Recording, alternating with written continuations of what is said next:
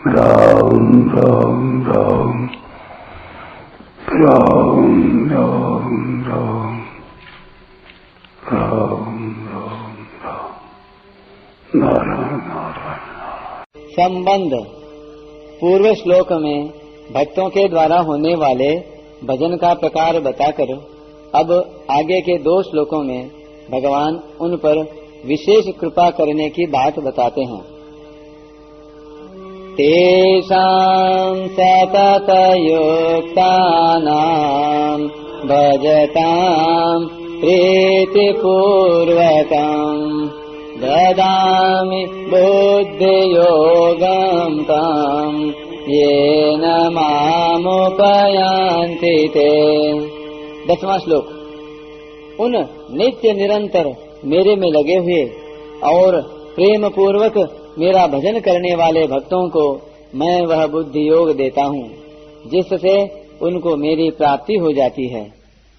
व्याख्या। भगवाननिष्ठ भक्त भगवान को छोड़कर न तो समता चाहते हैं, न तत्व ज्ञान चाहते हैं तथा न और ही कुछ चाहते हैं। न पारमेष्ठ्यम न महेन्द्रधीष्ण्यम न सार्वभौमम न रसाधिपत्यम न योग सिद्धिरपुनर्भवं वा मय्यर्पितात्मेत्यति मद्विनान्यत्। स्वयं को मेरे अर्पित करने वाला भक्त मुझे छोड़कर ब्रह्मा का पद, इंद्र का पद, संपूर्ण पृथ्वी का राज्य, पाताल आदि लोकों का राज्य, योग की समस्त सिद्धियां और मोक्ष को भी नहीं चाहता। उनका तो एक ही काम है, हरदम भगवान में लगे रहना। भगवान में लगे रहने के सिवाय उनके लिए और कोई काम ही नहीं है। अब सारा का सारा काम, सारी जिम्मेवारी भगवान की ही है, अर्थात उन भक्तों से जो कुछ कराना है, उनको जो कुछ देना है आदि सब काम भगवान का ही रह जाता है। इसलिए भगवान यहाँ 2 श्लोकों में उन भक्तों को समता और तत्व ज्ञान देने की बात कह रहे हैं। तेषां सतत युक्तानाम।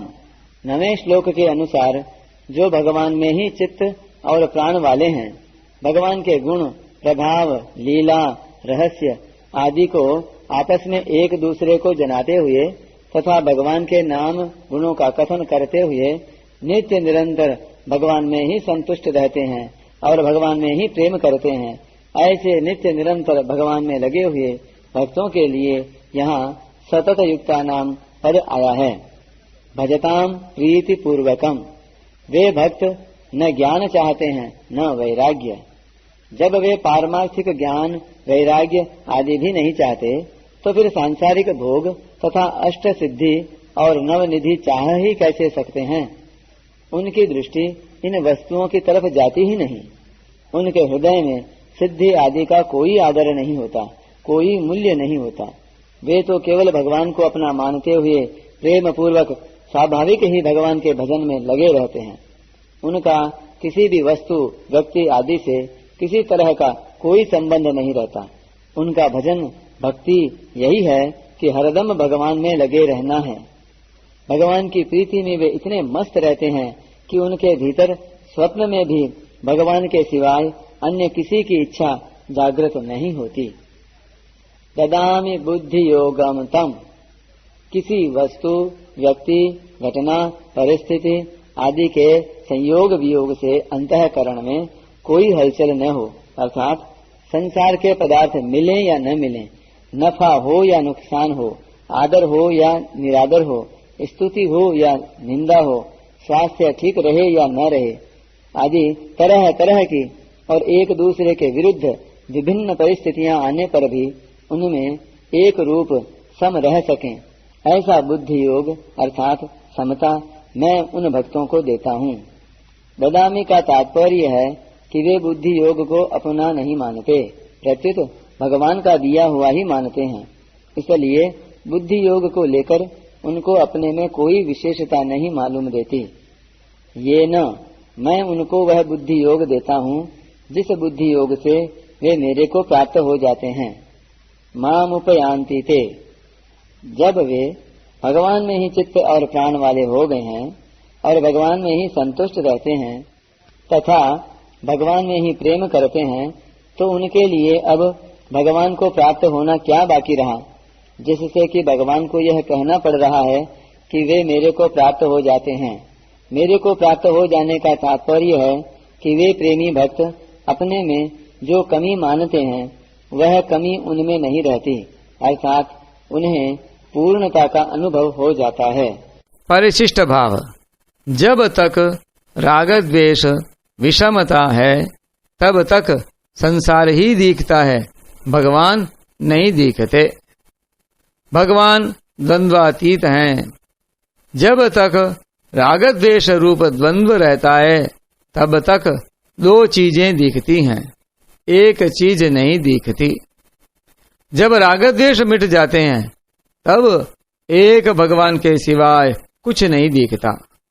तात्पर्य है कि राग द्वेष मिटने पर अर्थात समता आने पर सब कुछ भगवान ही हैं, ऐसा अनुभव हो जाता है। इसलिए भगवान अपने भक्तों को समता देते हैं। समता ही बुद्धि योग अर्थात कर्म योग है। समत्वम योग उच्यते। गीता में कर्म योग को बुद्धि योग नाम से कहा गया है। जैसे दूरेण ह्यवरम कर्म बुद्धि योगा धनंजय।